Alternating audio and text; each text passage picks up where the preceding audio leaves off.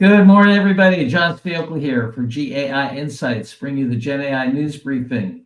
We're almost at our 400th show here, and we have Ankaj, Paul, Adam, and Tim. And interesting stuff today, everything from an amazing set of findings about AI recruiting all the way through is open really cheaper. All right, Ankaj, first article, please. Sure, thanks, Sean. So the first one that we have for today comes from Anthropic, and it talks about how Claude Opus 4 and 4.1 can now end a rare subset of conversations.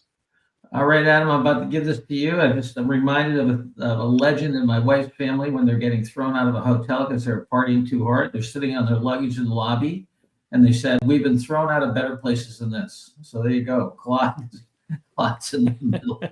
Claude's rated. Perfect. Refuse service, right? What's up? You've had one too many. You're cut off. Yep. Yeah.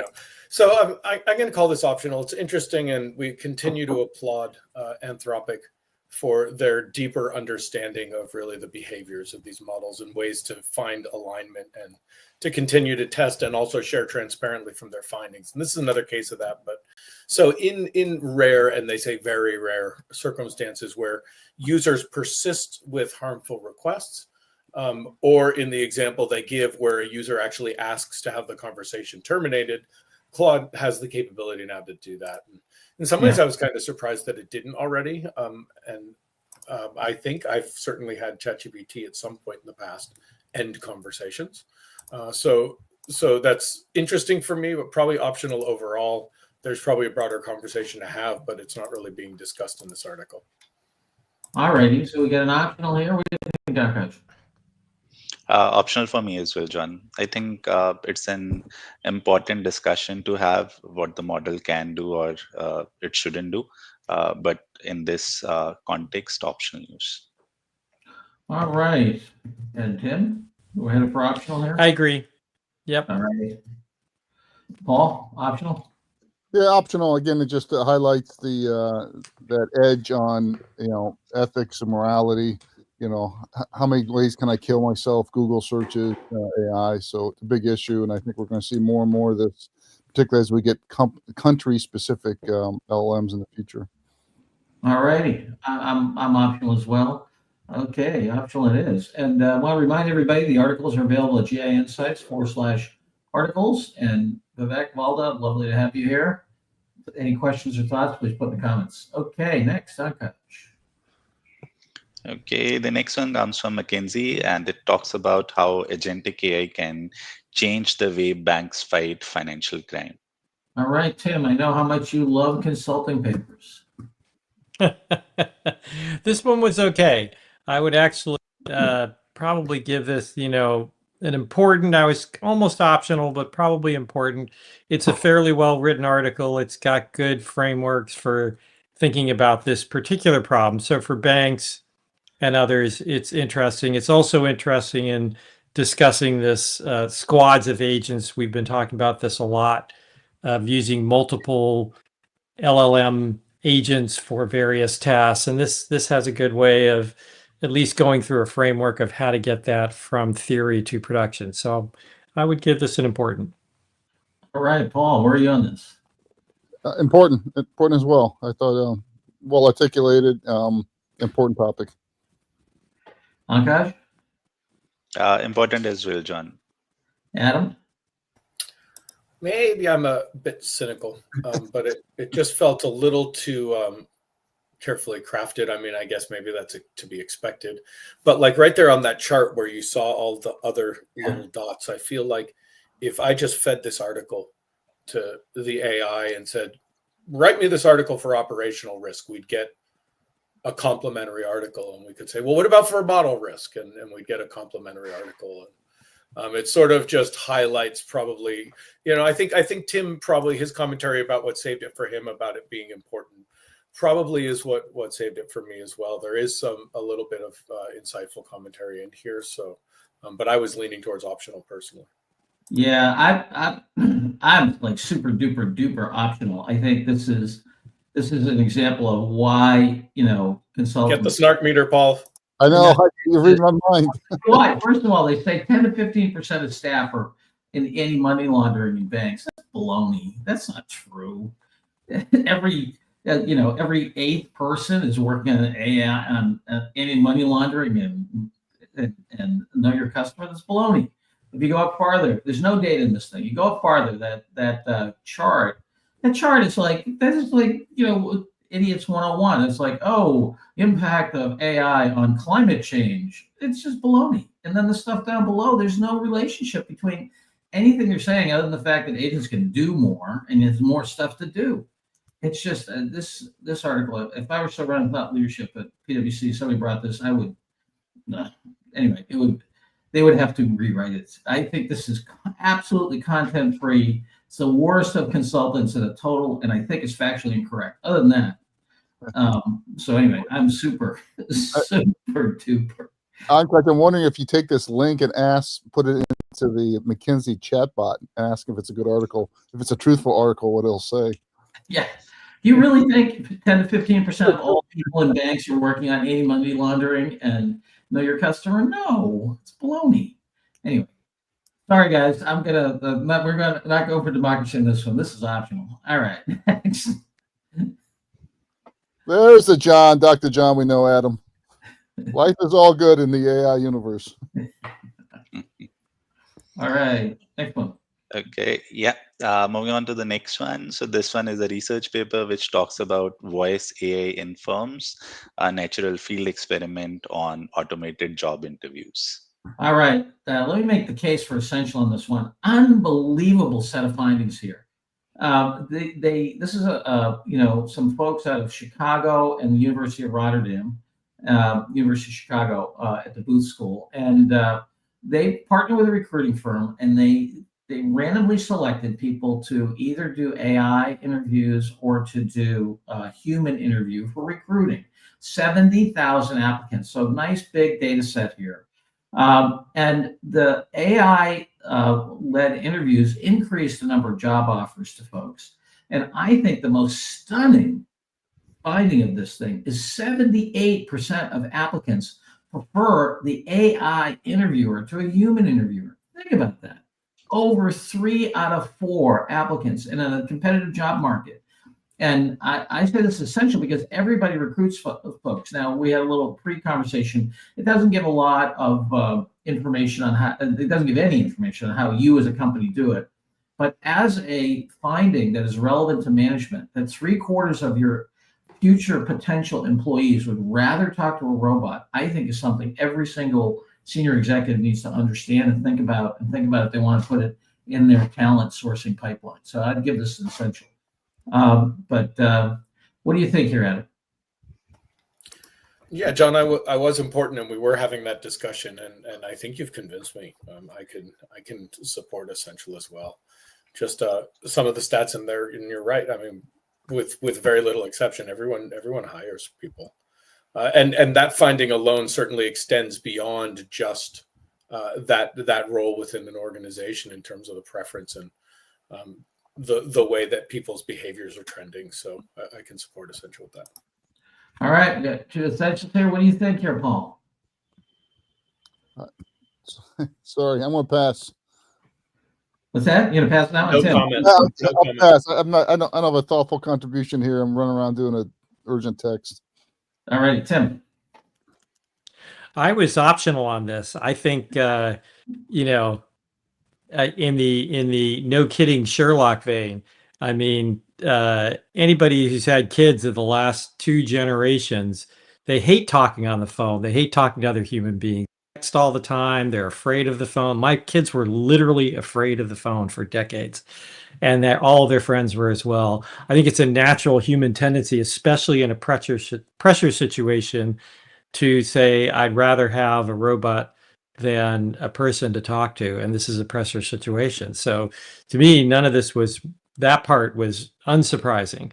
And the rest of it is, okay, it's interesting. It's a very narrow market for low skill, high turnover processes. So maybe relevant to McDonald's, maybe or maybe not relevant to other firms. It's interesting, but not to me relevant to day to day. It's certainly not essential it's an interesting read, but not essential. Yeah, you take somebody like a McDonald's, though, Tim.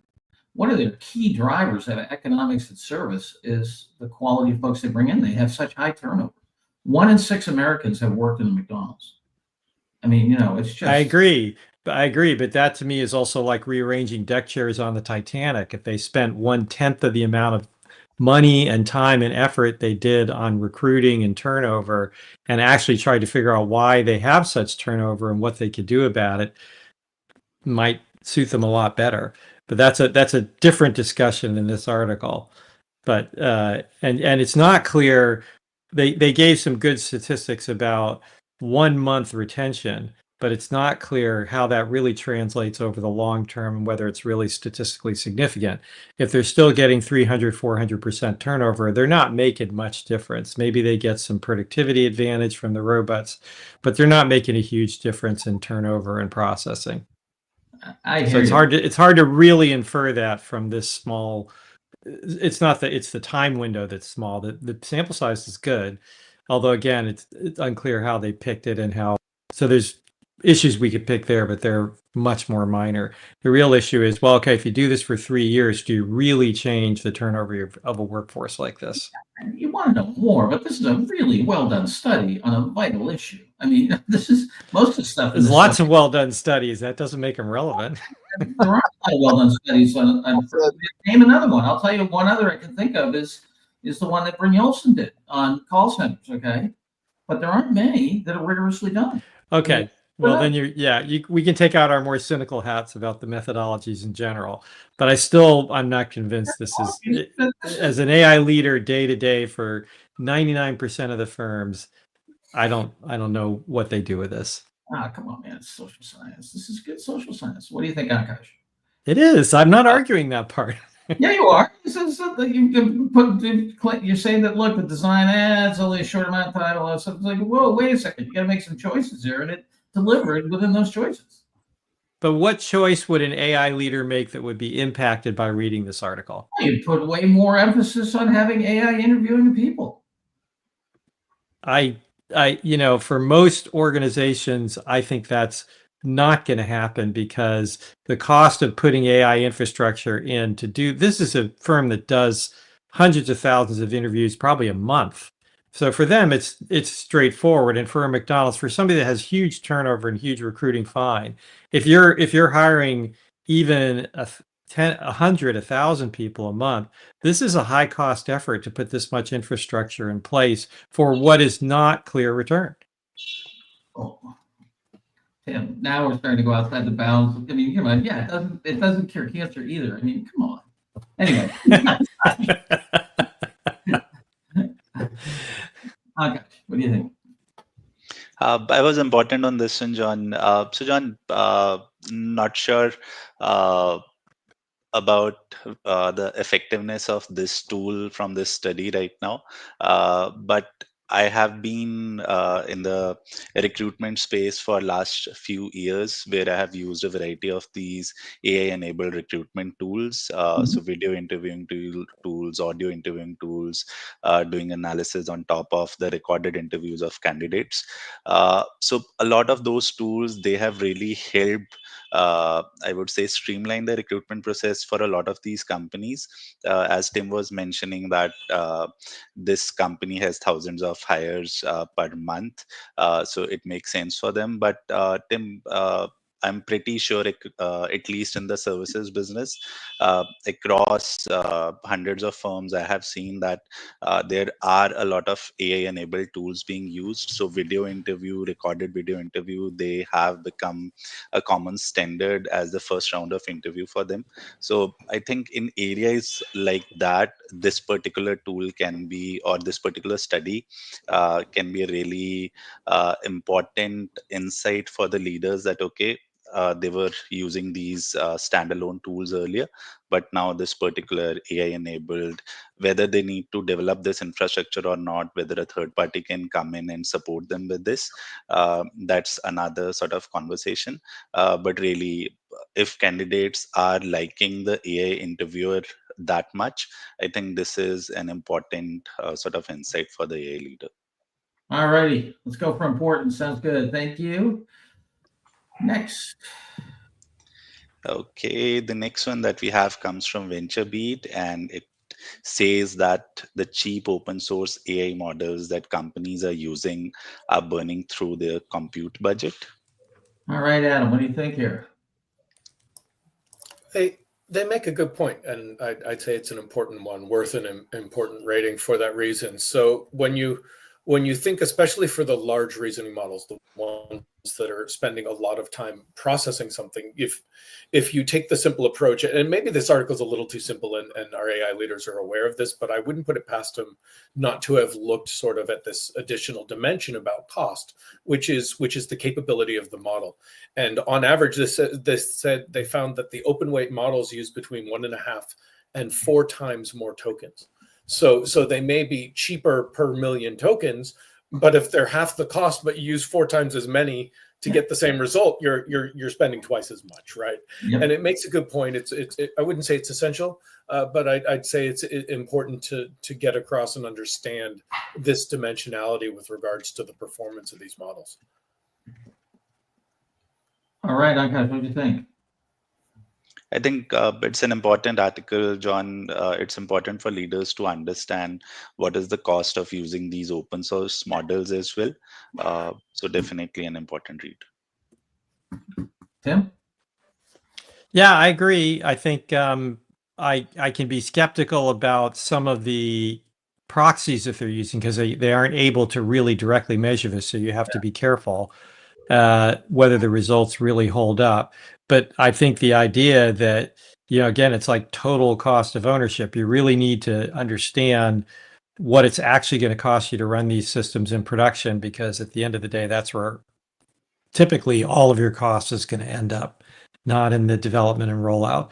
So it's an important concept.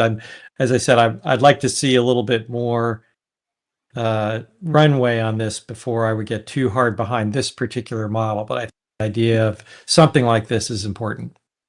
Yeah, and it's really funky when they can't actually get the actual model usage underneath. Just look at it in terms of reflected charge tokens, and I think there's all kinds of cross subsidy and funky stuff going on before you get a bill from OpenAI. Yeah, so I agree with you. Their proxies for actual inference may or may not be valid. Okay, let's give this baby an important remember total cost of ownership rules. Okay, next. Yeah, I think, John, what's your point of this? Go ahead.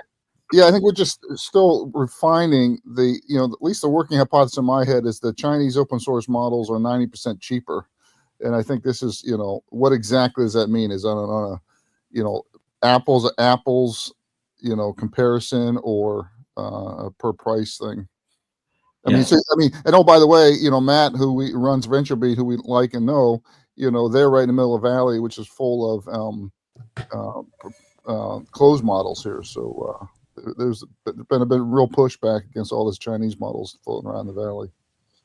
Yeah, absolutely. And this general tendency, some people who are big inference users, I think, are going to have, folks to tune these models inside their firms, right? It's going to be worthwhile. right. Well, and the bigger one is, I mean, we're seeing a movement towards multiple models out there where you've got a router in front of it. So I think this whole basis and total cost of ownership in a single model is also a flawed argument.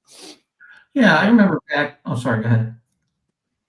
No, I agree. It's a much more complex ecosystem once you get inside a deployment infrastructure at any significant firm. Yeah, I mean, like back in the day, right? Banks in the early '80s and so forth. I mean, banks when they're running all kinds of mainframe stuff and spending a ton of money on disk storage and things like that, DASD. I mean, they did a lot. They had people inside who spent a lot of time optimizing the code and optimizing, their transaction flow and all that other stuff too, because it was so expensive. And I think we're going to see a similar thing here. Yes, as Lucinda says, a lot goes in the care feeding of open source models. No joke. All right. So we're going to give this guy an important. Akash, next, please. Okay, the next one comes from New York Times and talks about CEOs want their companies to adopt AI, but do they get it themselves? All right, Tim, here we are, human interest time. CEOs can think too. What do you think? I think it's a good article. I was sort of between optional and important. It's good. It's well written. I don't know. I guess I would lean towards important because it's absolutely true. Here's the problem, and I see this all the time. The senior executives don't have any need to use this stuff on a day-to-day basis without a lot of impetus. Because the reality is they're not writing long emails, they're not reading long emails, they're not writing long reports, they're not creating presentations. They're mostly in meetings talking to people. And so there's some help they can get there in the day-to-day, but they can ignore this stuff and it doesn't really affect them. Whereas if you're a junior analyst, the ability to make a PowerPoint in 20 minutes instead of 5 hours is a huge difference. And also there's the classic, generational thing of younger people tend to just gravitate towards the new technology. They've been exposed to it. They're not as shy. They have more time. So I think all those things are right. And if you really want to get adoption, we've talked a lot about the need to educate, and particularly the senior people. It goes all the way back to my colleague and friend Tim Galway, who always said, the real problem with change management is something the leaders do to others. And if the leaders aren't acting and modeling, nobody wants to do it because they want to be the leaders. They want to act like those guys. So if the leaders are all ignoring this stuff, it's going to be really hard to get change to happen in the organization fast. So give this guy an important. Modestly important. Yeah, it's not a long read, and it's, I think, worth it for leaders to remind themselves they really need to get the executives on board. All right, Paul. Yeah, I'll be on the other side. I'll put this as essential. I think the number one difference between companies that really will become AI forward and ones that don't are CEO viscerally understanding this. And we continue to see only 5 to 10% of them do, and they need different ways to do it. And I think it's naive to think, John, we're dealing with a major PE firm. We're talking about their portfolio companies here and how they want it. I think it's absolutely naive. And we told them to think that they're going to get any kind of measurable progress in 12 months unless they have that CEO on board here. So I think this is a major, and from an investor standpoint, I think this is a critical issue if you're one of the companies in the crucible. If you've got a consulting company and the CEO is not using this, not for writing stuff here, but for strategy and for critiquing board meetings and critiquing HR issues and all the stress points on the board level, I think they're missing a real thing here. So I argue for essential. All righty. Adam, what do you think? Yeah, maybe, Paul. I don't know. I was sort of in the optional important camp, tipping towards important because it's the New York Times and people are going to wake up and pay attention. But Paul, you may be right. I could be swayed. I mean, Adam, I think an AI leader needs to be spending 10 to 15% of his time or her time thinking about how he or she can get the CEO even more engaged and viscerally believe in this AI moment here, because I think so few of them don't. And that moves. They're overweighting towards managing down with this. Yeah. Overweighting, and correct. And overweighting this is an IT project. Mr. CIO, go take care of this for me. All right. What do you think, you're on, Coach? Essential for me, John, for all the things that Paul mentioned. All right. I was unimportant here, but I can be convinced of essential. Essential it is. Who said this there? Paul couldn't agree more. CEO viscerally understands generative AI. All right, next. Okay, the last one for today again comes from New York Times, and it's titled, "He sold his likeness. Now his avatar is shilling supplements on TikTok." Yeah, very interesting.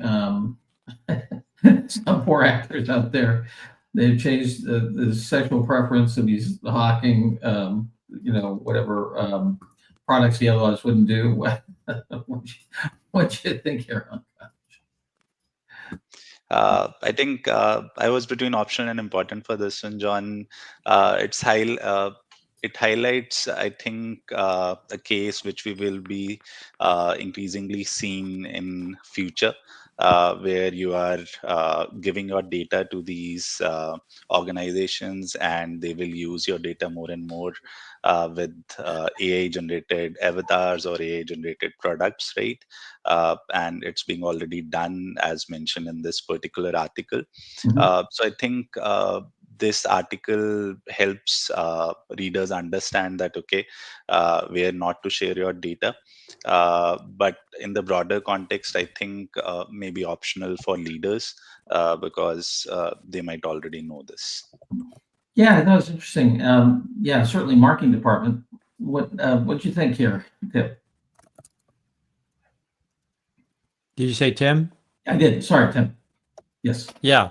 Yeah, I was sort of in the optional, maybe important here. Again, this is one of those articles where as a citizen, and you've talked about this, John, about the need for different kinds of property rights and intellectual property issues and things like that. This one hits right at the center of that. But in terms of practicality day to day for the AI leader, I'm kind of optional on this because marketing maybe, but other than that, yeah, this is the new world. It may not be a great world. We can make comments about it, but they're more moral and ethical comments than they are practical comments. And the reality, look at us here. It's only a matter of time before we're on TikTok if they want us. Yep. They don't even need to pay us $500. No, yeah, no, and certainly the new AI stuff coming out of the current administration is not supportive of IP rights. I'm curious. Yeah, If so- somebody would think so. John, did you see that thing that was flying around the internet yesterday where the guy said, create me a name of an indie a new artist, create me an image, and then write a song and put the song in, and did it like all, so, why pay someone when you can create an avatar or an image that's 90% of what you need? Yeah. Well, that's the obvious next step. Yeah. But Yeah, but well, there is something to be said, it's like, I'm sorry, go ahead, John. No, go ahead. Music synthesizers, which I worked on when they were first created, we started using all digital technology, and we had all sorts of waveforms and math going on, and they sounded terrible. And even today, I believe a lot of the music synthesizers that are digital will start with a sample of like a violin or a piano, because there's very subtle differences between a purely generated sound and a sound that comes out of an instrument. There's all sorts of mistakes, if you will, that give it the tone and the real emotional power. And I think the same thing may well end up being true of human voice, that you can create all sorts of avatars and things, but there's something about the human element that it might be easier to sample a human and you mix it with the avatar stuff, but we'll see. It's certainly cheaper to just, huh? Didn't they used to say that about digital pianos versus non-digital traditional pianos? Who said that? Musicians used to say, "Oh, you needed to hear the true vibrations of a Steinway piano to really experience it." Right, especially the early ones, but the later electric pianos put in these mistakes and often sampled real pianos to sort of mix them in. Mm-hmm. Yeah. Yeah. I think we're in a transition period, right? People who are brought up on a particular kind of sound environment may feel that that's more quote unquote genuine. Anyway, Adam, what do you think? Yeah, I was leaning towards optional. I think there's maybe a little too much noise to signal for me to elevate it, but there are some good things, particularly towards the end where it paints that broader picture, looking at the story about Vogue featuring a fully AI model, and Google's recent creation of the AI ad creation tools for business. There is a little bit of meat towards the end of the article on that, but overall it was just a little too sensational and didn't really bring enough to the table for me. I could go important though. But Adam, don't you think that 5 years from now, 90% of the Vogue models will be digitally created? Sure. But yes, Yeah, sooner I than certainly that, think so. and more than 90. Yeah, absolutely. Yeah, I mean, we already see it in image generation. Right. The advertising tools from Amazon and everybody else already does automatic image generation. So you're just going from image generation to video generation. Yeah. And photoshopping was a first step towards the artificial image motivator. Well, yeah, I mean, we can go way back, certainly when photography came through, they were worried about the same thing. And, there aren't a lot of portrait artists around now, whatever. You see a lot of them. Okay, I'm going to give this one an optional. All right, last. Any announcements? Paul, any announcements? Oh, we lost Paul, Tim, Pankaj, Adam, any announcements? No, we had one. Sorry, excuse me. One announcement. Just a fabulous learning lab last night by Chase Williams, our high school intern, who pulled together an integration of HubSpot and Zoom using N8N, and really a great presentation by a young adult that's jumping right in, and that's now posted on our website or our YouTube channel, GAI Insights. All right, sounds good. See you all tomorrow. Thanks for joining. And we've got our tote board here. One essential, CEOs. Oh, sorry, two. Didn't we have two essentials? No. Claude Opus, agentic AI. No, right. I went to important. You guys talked me down to important. Okay, voice AI. I got one other announcement before we end. Yep. Yeah, I think Tim, John, and I, Mike, were on a sales call yesterday. Competitive thing here, RFP, and we asked the CEO, "So how did you hear about us?" And she said, "I put our requirements in ChatGPT, and you're one of the companies that popped up." So it's the first verified sales lead from the robots. Awesome. All right. Thanks, ladies and gentlemen. See y'all tomorrow. Bye-bye.